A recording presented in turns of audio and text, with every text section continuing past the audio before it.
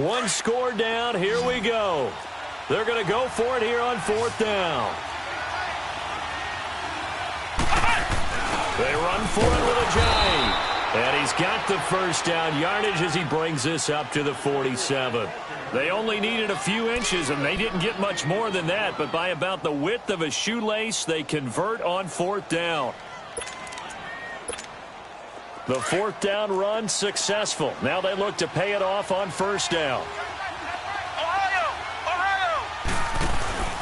Play action now. Rivers.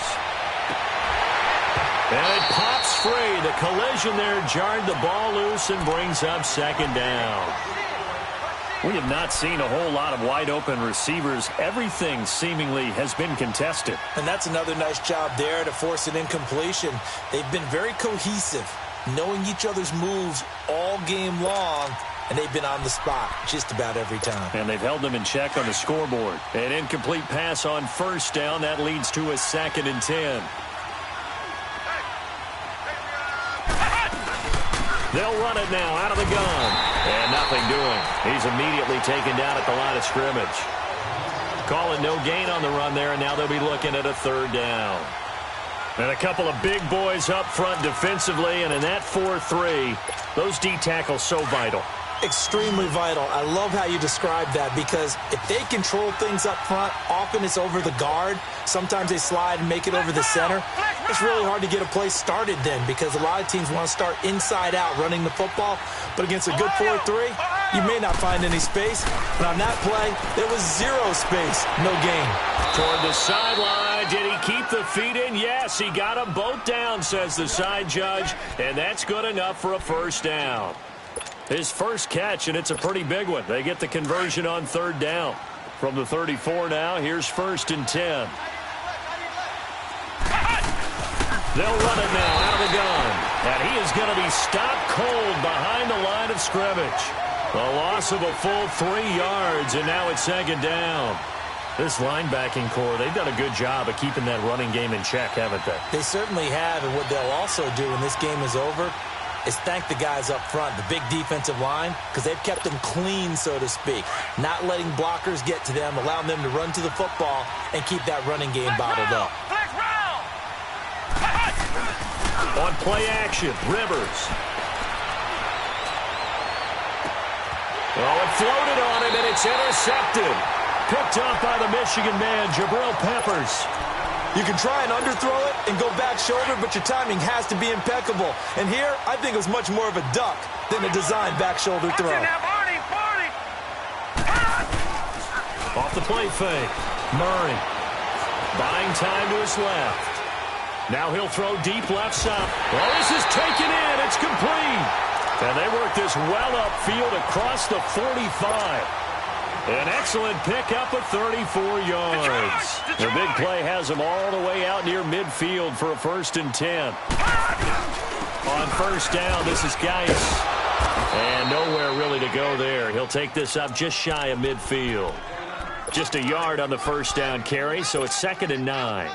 Offensively with the lead, you want to run the ball, keep the clock going, but you also want to still kind of be in attack mode too, right? So how do you do that and not come back on your heels? Think about all the practices we've watched where they have that tempo period to go over things just like this. And a big loss here as he's taken down. Mario Edwards able to get in and run him down for a loss of 14. Possibly a turning point. Big play coming. This is 3rd and long. Hurry up, here we go. Green 39. Green 39. Operating from the gun. Murray steps away to his left. A bullet throw, but incomplete.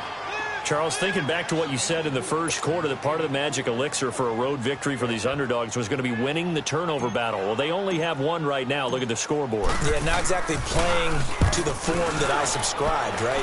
When you talk about winning that turnover battle, that evens things out, especially for a road team, especially for a team that's an underdog.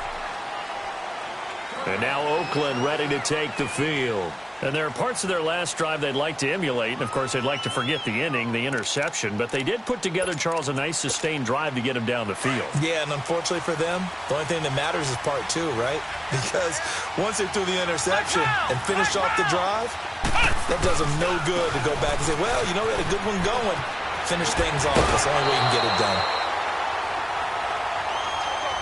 So a decent gain, but all for naught on the penalty. It's too bad, isn't it? They were feeling pretty good about it. The only people celebrating, the guys who just gave up that play.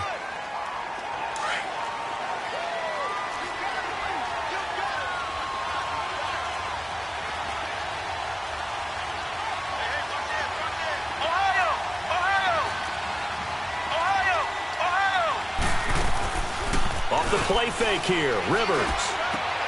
And here is a leaping catch. He pulled it in. A gain of 6 there on first. One thing I think that's safe to say defensively, the tackling's been really good. And because of that, it's been very, very hard for them to move the ball because you're not getting the benefits of run after catch. They're tackling them almost on the spot. That means you have to run extra plays, harder to move it. They'll come up 2nd and 6 now from the 24.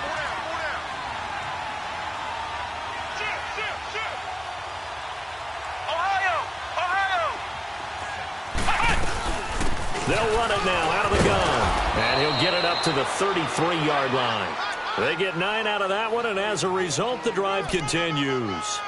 Oh, that's one to warm the hearts of all those old-school football players, isn't it?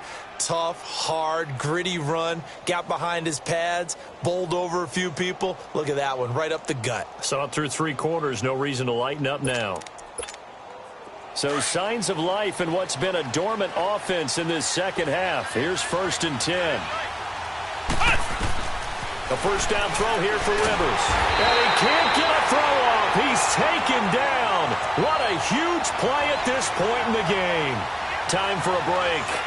We're back to see what happens after this.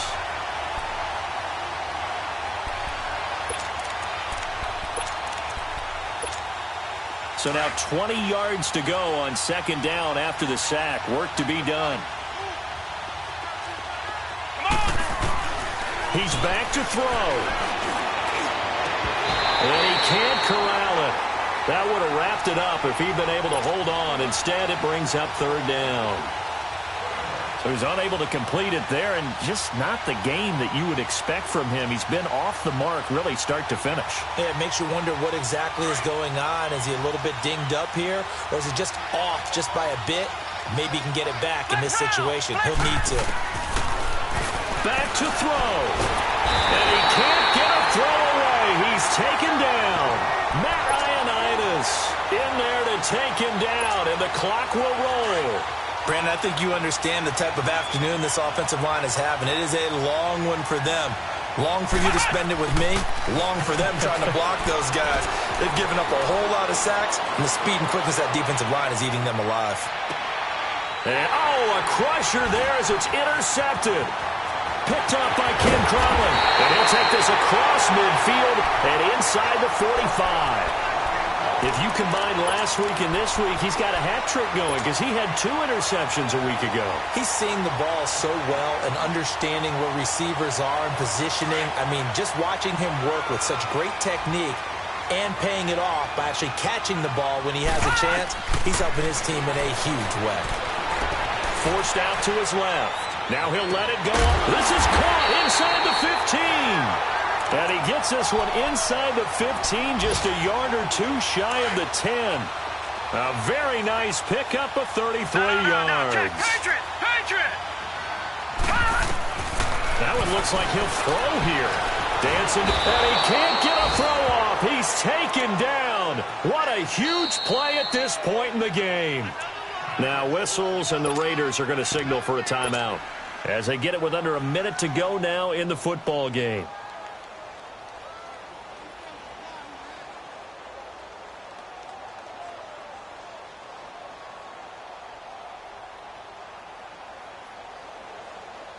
The sack cost him only a yard. It's 2nd and 11.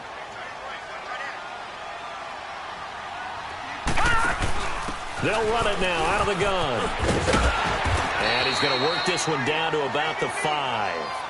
That's what they needed. It's an 8-yard gain, and now 3rd and 4 suddenly doesn't look so bad. All right, now look at 56. In need of a conversion on 3rd down. They had the big play to start the drive. Not much sense.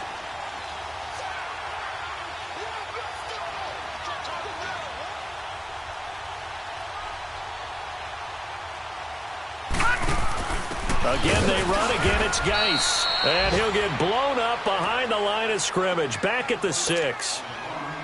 Now the Raiders are going to use another timeout here, as they'll stop it with 27 seconds showing on the clock. And Forbath will put this one through. And high fives for that one as that drive ends in 3. Well, from a defensive perspective, though, I think maybe they're saying, hey, we did what we needed to do, kept this a one-score game. Yeah, without a doubt, because they were able to bleed some time off the clock, right? Put themselves in a good position, but it's not out of reach yet, okay? Being able to hold them to a field goal means that they do have a chance to come back and win this game. Elsewhere, they're on to the 4th quarter at MetLife Stadium. Now, you saw the score at the bottom of your screen a moment ago. We got a good one going on there. If they hold on, a victory there would be their 3rd of the year. He'll look to throw. He's going to let it fly. And he can't hang on to it. That would have sealed it. Instead, 2nd down. These are the spots, this stage of the game, where it pays to have speed on the perimeter, doesn't it? It certainly does, and in the 2nd quarter, he may very well run by him, but in this situation, I know as a defender, I'm loosening up a couple of extra steps that allowed him to run with him stride for stride. Another throw on 2nd down, and this one incomplete as well. Big play coming up. Here's 3rd and 10. I would expect to see some pressure here.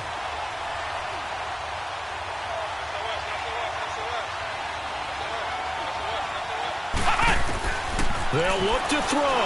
Now a desperation throw deep down. And, a crusher there as it's intercepted. Picked off by Ken Crowley. And his guys will take over at the 30-yard line.